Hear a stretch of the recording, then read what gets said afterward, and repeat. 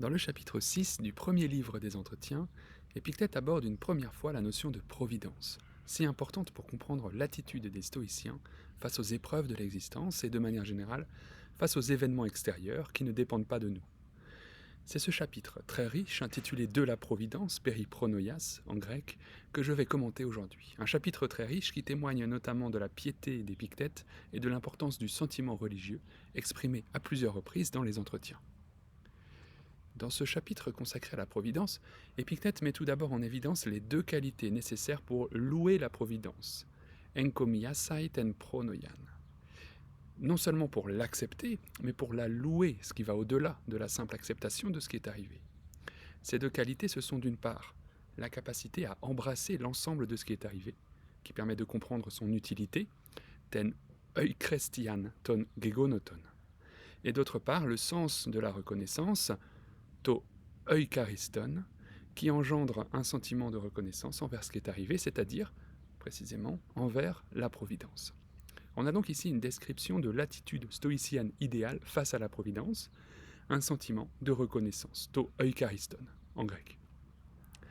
Ainsi que le moyen d'y parvenir, qui sera précisé dans la suite du chapitre, à savoir la contemplation et la compréhension de ce qui arrive tel qu'il arrive. Pour renforcer ce sentiment de reconnaissance envers la providence, Épictète prend dans la suite du texte, ce sont les paragraphes 3 à 11, une série d'exemples destinés à mettre en évidence l'existence d'une providence. C'est la providence en effet pour Épictète qui explique tout ce qui arrive, et non le hasard, eike. Afin de montrer l'existence d'une providence, Épictète établit un parallèle entre la providence d'une part et l'artisan de l'autre, technitou en grec. De la même manière que la constitution de son ouvrage témoigne de l'existence de l'artisan, c'est l'exemple du fourreau qui est assorti à l'épée, et il n'est pas assorti à l'épée par hasard, mais par l'œuvre de l'artisan. Et bien de même, la constitution du monde et le bel ordonnancement de la nature témoignent de l'existence d'une providence.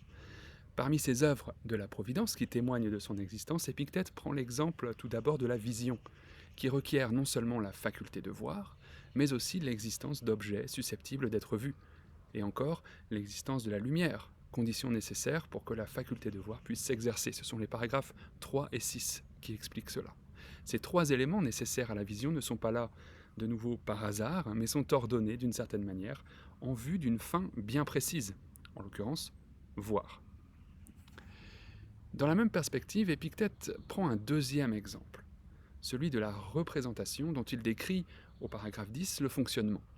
Épictète choisit cette faculté dont le fonctionnement est relativement complexe pour bien montrer que les différentes facultés que nous possédons, que ce soit la faculté de voir ou bien la faculté d'user des représentations, ne sont pas le fruit du hasard, encore une fois, et comme le soutiennent les épicuriens, mais le fruit d'une providence. En outre, ces deux facultés possèdent leur finalité propre et déterminent, comme la suite du texte l'affirme, la fin propre des êtres possédant ces facultés. Leur fin propre, c'est-à-dire voir et comprendre le monde par l'usage correct de la faculté de voir et par le bon usage des représentations. La suite du texte permet en effet à Épictète d'approfondir cette idée d'une fin propre à chaque être vivant, suivant ses facultés. Car aux êtres qui ont des constitutions différentes appartiennent aussi des fonctions et des fins différentes. Les paragraphes 12 et 13 reviennent tout d'abord sur la distinction entre l'usage des représentations, communes aux êtres doués de raison, to logikon zoon, et aux êtres sans raison, ta aloga, et la conscience réfléchie de cet usage, qui distingue en revanche l'être humain de l'animal. C'est ce que Épictète écrit au paragraphe 12 à 14. Pour Épictète, en effet, ce qui distingue l'être humain, c'est la faculté d'avoir une conscience réfléchie, ten parakolutetiken dunamine. Et de cette faculté de l'être humain découle pour Épictète sa fin propre, tout telus, tout et aoton. Fin propre qui consiste, comme le précise le paragraphe 15, à agir suivant la convenance, katatropon, avec ordre, tétagménos, et en conformité avec la nature et la constitution de chacun, akolutos te ekastu fusei, kai kataskeye. Ce sont les paragraphes 14 et 15. Sur ce point qui n'est pas nouveau, je vous renvoie également à mon commentaire du chapitre 2 du livre 1. J'ajouterai simplement ici que la manière dont Épictète décrit la fonction et donc la fin des êtres sans raison est clairement anthropocentré et qu'il conviendrait sans doute aujourd'hui de revoir ces exemples pris par Épictète au paragraphe 18. Je vous les rappelle rapidement: servir de nourriture, aider aux travaux agricoles, fournir du fromage, etc.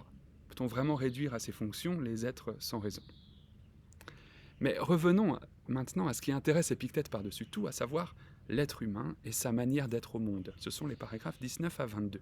Pour Épictète, étant donné sa constitution et en particulier sa faculté d'avoir une conscience réfléchie, la fin que doit poursuivre l'être humain consiste, je cite, c'est le paragraphe 21, consiste dans la contemplation théoriane, la conscience réfléchie, parakolutessin, et une conduite ou un mode de vie en harmonie avec la nature, symphonon diexagogen tefusei.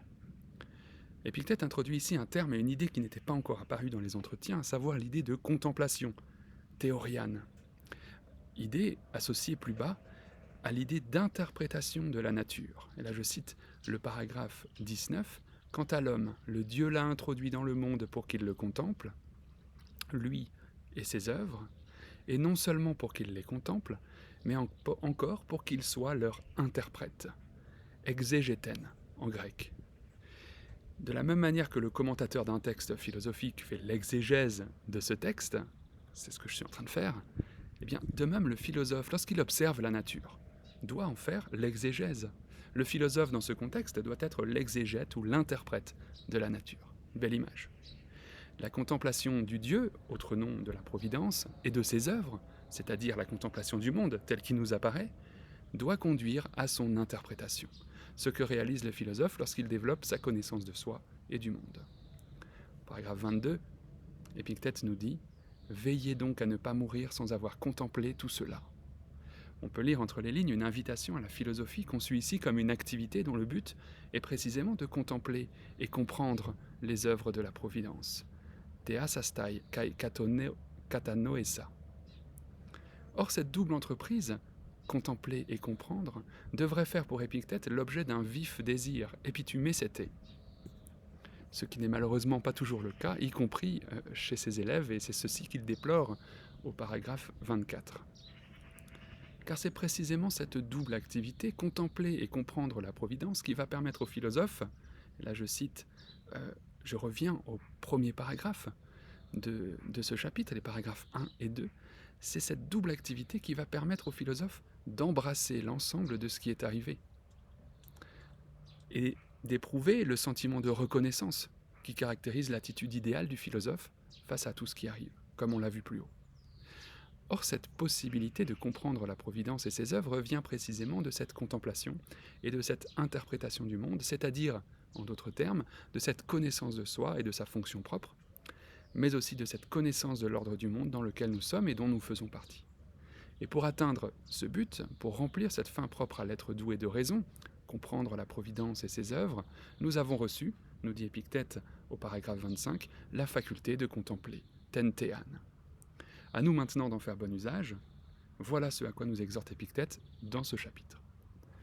Dans la suite du texte, Épictète va répondre à un argument traditionnel opposé à l'existence d'une providence, à savoir la présence dans le monde de choses désagréables ou pénibles, ou plus généralement de ce que les hommes considèrent comme des maux. Ce sont les paragraphes 26 à 36.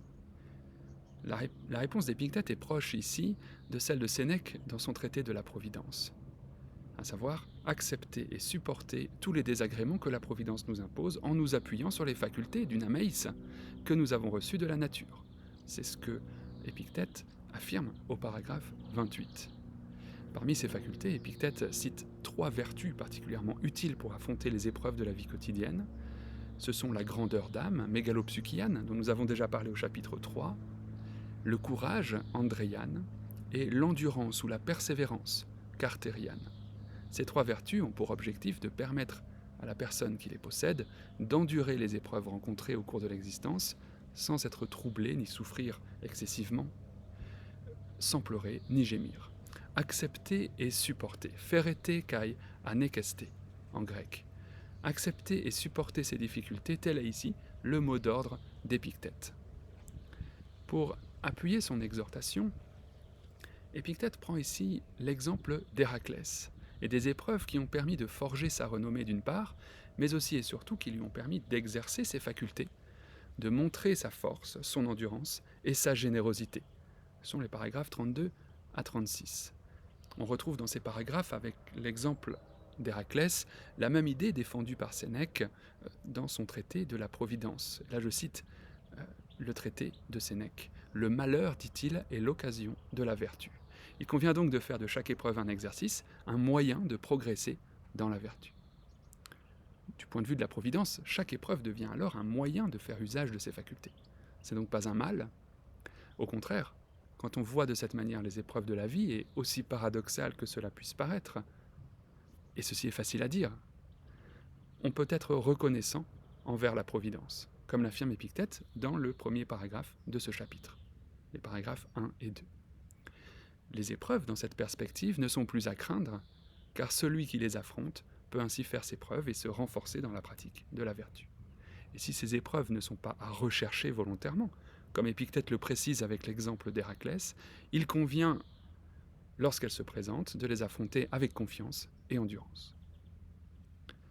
Épictète conclut son développement d'un chapitre très riche, comme on vient de le voir. Il conclut son développement en rappelant l'attitude à adopter face aux événements de l'existence. Il convient, dit-il, de se connaître soi-même et, conscient de ses facultés, d'affronter toutes les circonstances que Zeus ou la Providence met sur notre route. C'est le paragraphe 37 que je cite ici. « Car je dispose de l'équipement que tu m'as donné, il s'adresse à Zeus, ainsi que des ressources nécessaires pour pouvoir honorablement tirer parti des événements. » À l'opposé, l'attitude de certains de ses élèves est ouvertement critiquée par Épictète dans les derniers paragraphes de ce chapitre. Une attitude qui consiste à craindre que telle ou telle chose n'arrive d'une part, et à se plaindre et gémir lorsque celle-ci arrive d'autre part. Ce sont les paragraphes 38 à 43. La critique d'Épictète porte plus précisément sur la conséquence de cette attitude qui mène ses élèves à se récriminer contre les dieux, tois theois enkaleite, c'est-à-dire une attitude qui conduit à l'impiété, à Sébeia. C'est le paragraphe 39 qui l'affirme. Or, le Dieu nous a donné les facultés dont on a besoin pour affronter les épreuves. Et l'usage de ces facultés dépend entièrement de nous. Ce Dieu, au théos, autre nom de la Providence, Épictète le décrit comme un bon roi et un véritable père, au agatou basileos, kaitais aleteiais patros.